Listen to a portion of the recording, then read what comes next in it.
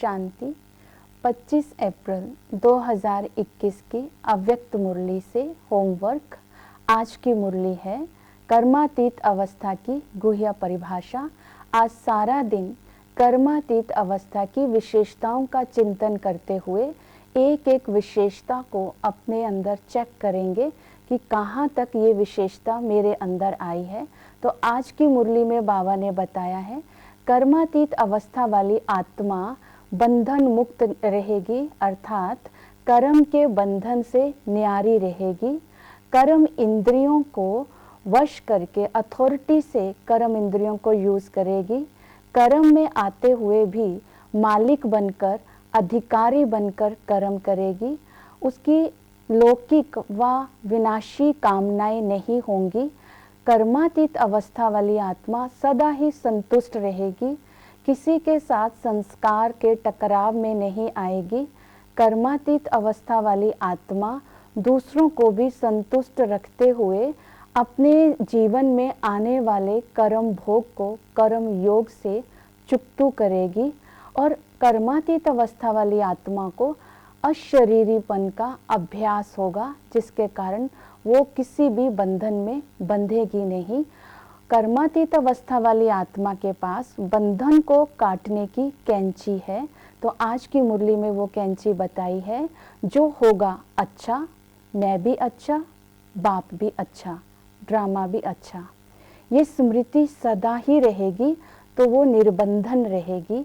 तो ये हमारा संगम युग का लक्ष्य है, कर्मातीत अवस्था को प्राप्त करने का। ये विशेषताओं को हम अपने अंदर चेक करेंगे और इनको धारण करेंगे।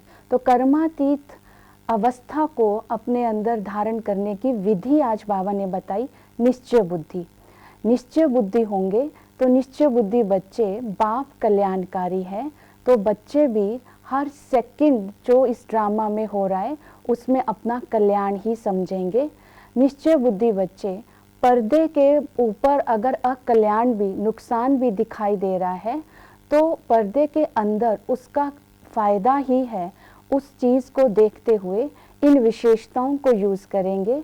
जो कर्मातीत अवस्था वाले बच्चे होंगे उनके अंदर धैर्यता होगी, सहनशीलता होगी और अंतर्मुखता होगी।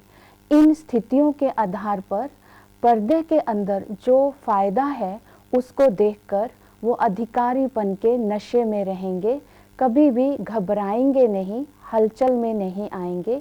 इन विशेषताओं को धारण करने के लिए आज से हम एक एक विशेषता के ऊपर अटेंशन देते हुए अमृत वेले रोज एक विशेषता को इमर्ज करके और सारा दिन उस विशेषता के ऊपर काम करेंगे। तो निश्चय बुद्धि माना ही स्वयं पर निश्चय, बाप पर निश्चय, और ये निश्चय बुद्धि ही हमें कर्मातीत भी बनाती है। नष्टो मोहा स्मृति लब्धा के इस लेसन को भी पास होने में मदद करेगी। तो इन विशेषताओं को साथ साथ कर्मातीत अवस्था वाली आत्मा होली हंस होगी। होली हंस मतलब फायदे को ले लेंगी और कंकड़ को छोड़ देंगे और अधिकारीपन के नशे में रहेंगी। तो इसी तरह आज हम इन विशेषताओं को अपने अंदर चेक करते हुए कहाँ तक कर्मातीत अवस्था मेरी बनी है उस पर अटेंशन देंगे। ओम शांति।